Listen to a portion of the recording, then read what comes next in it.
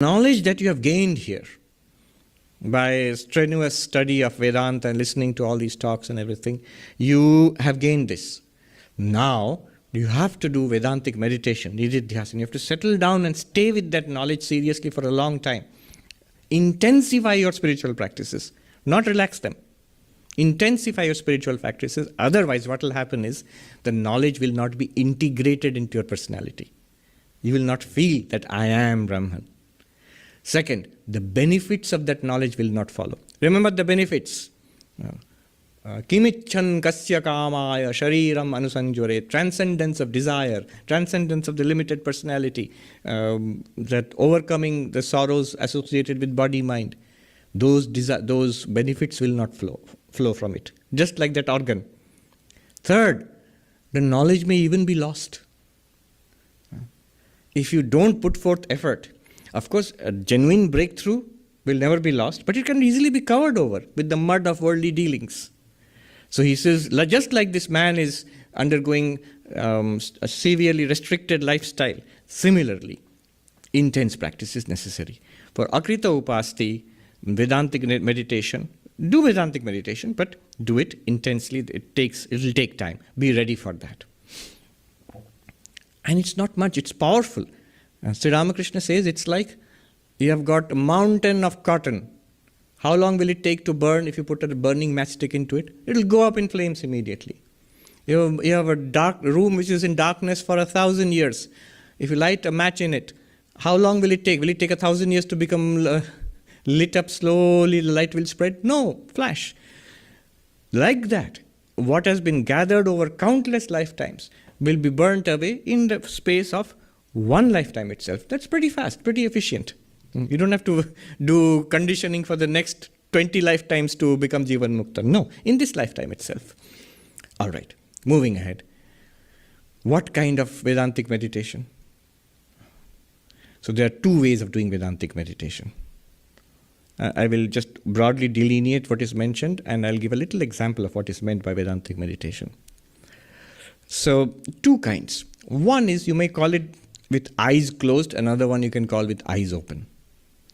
With eyes closed, here it is very familiar to us. It is the entire technology of Patanjali Yoga, which is imported bodily from the Yoga Sutras and put in Vedanta texts.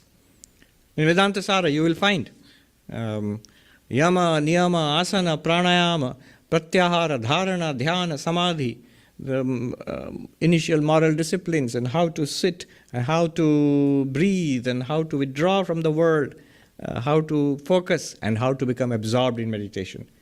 The 8 limbs of yoga are very familiar to anybody who has read Patanjali Yoga Sutras. You'll feel, am I reading yoga or Vedanta? It is Vedanta.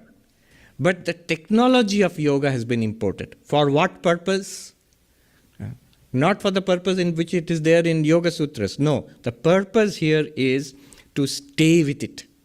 That understanding which you have gained through Shravana and Manana, that clarity and conviction, if that is not there, if I'm coming for the first time, then it's not relevant to us.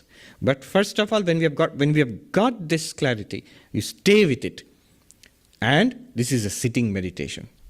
You can't be moving around when you do it. You have to sit, you have to close your eyes, be still, calm and peaceful environment, regular morning, afternoon, evening. So you do this meditation and withdraw inwards. That clarity you have got, you stay with it. The mind will keep distracting you. You turn away again and again and stay with that Aham Brahmasmi for some time, morning, afternoon, evening. So this is one kind. And you find it in a number of Vedantic texts. It is the practice, the techniques of yoga which have been integrated into Vedanta. In fact, in one place, it leads to confusion sometimes. So somebody asked Swami Bhuteshanandaji, the 12th president of the Ramakrishna order, and the question, the background is, if you read the story of Totapuri and Sri Ramakrishna, Totapuri teaches meditation, teaches Vedanta to Sri Ramakrishna and meditation, and then we see Sri Ramakrishna goes into Nirvikalpa Samadhi. Nirvikalpa Samadhi or Asampragyata Samadhi is something described and prescribed in Yoga Sutras.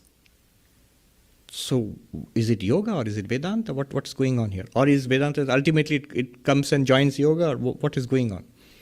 So this is the question.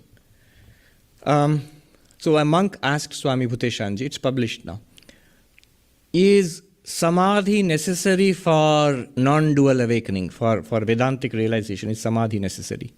Bhuteshanji's answer was very clear. He has a crystal clear mind. Remember, he was about 97, 98 years old at that time. Crystal clear mind. He said no. Then he was not one to waste words. Is it necessary? He said no. But the follow-up question was, but we read that Totapuri taught Nirvikalpa Samadhi to Sri Ramakrishna. His answer was, the reply to that was, then you must understand there are elements of yoga in that. In that teaching, there were elements of yoga in that. It is possible to attain realization through inquiry, self-inquiry alone, what was done in Shravana and Manana. But the yogic elements are imported to help you to stay with it, that assimilation of that truth, overcoming the obstacle, not for enlightenment, overcoming the obstacle, so that that non-dual awakening becomes a fact of life. For that, this eyes closed meditation. They don't call it that, I'm just calling it eyes closed meditation, but you understand what is meant by that. So practically, what do the monks in the Himalayas and other places, those who are committed practitioners of non-dualism, do they do this? Certainly they do it. Certainly. I have myself seen it. Hours and hours in meditation. But they're doing the Vedantic Nididhyasana. In contrast to this, there is also the eyes open. Again, my term, this is not a traditional term. Eyes open meditation. Vidyaranya, in that 7th chapter, he mentions it and he describes it in a little bit. The verse he says is, he calls it Brahmabhyasa, practice of Brahman, or practice of non-dual awareness. Brahmabhyasa. What is it like? It says, Tat chintanam tat kathanam parasparam tat prabodhanam etadeka paratvam cha brahmabhyasam vidur buddhaha. Thinking about that continuously, speaking about that, discussing it with others, this constant application to I am Brahman, this realization, this constant application, staying with it, this is called Brahmabhyasa, the practice of Brahman by the wise, Buddha, the wise call this. Now notice, this is not eyes shut meditation. You may be listening to YouTube talks, you may be reading Drigdrishya Viveka, you may be studying text by yourself, you may be asking questions to the teacher, you may be talking about Vedanta to somebody who was asking. Remember, who's asking you. Don't be missionary, your zeal, standing on street corners and handing out pamphlets. Come to, be Brahman, come to. Don't do that. And that is not the way of Vedanta. Or discussing it with others. Parasparam tat prabodhanam, enlightening each other. Students who discuss a particular topic. And the texts themselves involve you in that kind of discussion. This one-pointed application, staying with it. Not just one Vedanta talk and then forgotten. Back to the hurly-burly Manhattan outside. No, staying with it. And this is given in many places in Vedantic texts. In the midst of your activities of the world, can you keep your mind on Brahman? That I am Brahman, and this world I am active in is also an appearance. Just keep your mind on that knowledge, that awareness, that understanding which you have already got. Gita. Brahmarpanam brahmahavi, brahmagno brahmanahutam, brahmaivatena gantavyam, brahma karma samadhina. Don't feel hungry. This is chanted before food. So everyone chanted it's time for food. No, it is actually Vedantic Nididhyasana. It means in the midst of actions, one who realizes Brahman pervading every factor of action. The doer of action is Brahman. The person you are performing the action for is Brahman. You're serving food maybe to somebody, that's Brahman. The instrument with which you are serving is Brahman. The food which you are serving is Brahman. It's actually taken from the paradigm of the Vedic yajna. So every factor involved in action is Brahman. Though it has different names and functions, and from name, form and function, nama, rupa, vyavahara, projected by Maya makes all this possible. But the underlying reality, the material the substance of it all, let us say, all carefully used words, that is Brahman. And to keep your mind on that, it is as easy as looking at all the pottery in a pottery barn and saying all of it is clay, you notice it. Looking at the waves in the ocean, you notice the waves, you enjoy the waves, the beauty and the dynamism of the waves, but you know at the same time, every bit of it is water. It's effortlessly, both are available to you, effortlessly. This samsara of name, form and function is available to you. Body, mind, job, people, family, everything is available to you. All is one Brahman. Names and forms are fleeting shadows coming and going. This should be equally available to us all the time. Staying with it is called Brahma Karma Samadhi. Krishna teaches Arjuna, where in the worst, terrible, most terrible circumstance, warfare. In the midst of that, can you be aware of the presence of the divine? So, this is called with eyes open. Meditation with eyes open. Which one should I do? Both. Both. With eyes closed, it's a little difficult. It takes practice. But we must do it. And also with eyes open. During our waking hours, keep your mind on this in the midst of it. How is it possible, especially in the midst of all our activities? Sri Ramakrishna gives beautiful examples. It's actually possible. It takes a little bit of practice at first, then it's possible. And then it can actually become effortless. Even the Vedantic meditation becomes effortless. How so? Sri Ramakrishna, he says, do you not see how the village women, he had seen in the northern part of India, women going to get water from the well. So they go in a group and they carry these pots, sometimes on their waist, sometimes on their head, pots of different sizes, big and medium and small.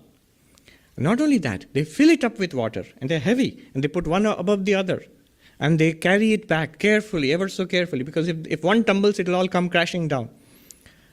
And not only do they carry it back, while they're carrying it back, they're laughing and gossiping and talking with each other. He says exactly like that. You can learn to keep your mind on I am Brahman. You can do the same thing for devotional practice also. You can keep your mind on the mantra. But here in our particular case of Vedantic meditation, if you apply that example, this awareness, this truth which you are already understood, you have studied it and you're clear about it, try to keep it here in the midst of it. Even while the body and the mind are appearing, even while people are appearing, even while activities are going on, try to keep a mind on that. Notice, for the women who are walking back, many activities are going. They're walking on an uneven road maybe, they're talking to each other, remembering things, laughing, responding to questions, and keeping this steady. But that and keeping this steady, that's the first priority. So if it becomes slightly wobbly, everything else will stop, but that will go there. It's not that they'll enjoy a joke and let it come tumbling and down and crash, no. So that thing which they have made effortless, equally, we can make it effortless. I am Brahman. Like the Holy Mother said, I don't remember it all the time, but whenever I want, it's there. It should be like that for us. When do we want it? A pain comes, physical pain. Somebody behaves badly with us. A little disappointment comes. Something that creates anxiety temporarily comes for us. Use it. That's a call. That's a call to us. That's the universe helping us in Vedantic meditation. You may think it's an obstruction. No. It's a challenge which evokes a response. All right, now here it is. I'm going to feel anxious. I'm going to feel unhappy. I'm going to feel uneasy. No, I won't. I am an immortal being. I'm existence, consciousness, bliss. I was there before this little circumstance came up. I am there. Because I am there, the circumstance is like dancing like a devil in front of me. Without me, it wouldn't exist. And I am that reality into which this little ghost will vanish. I'll still be the same. Let's see if it's true or not. It will be true. Things may improve a little, things may decline a little. Doesn't matter.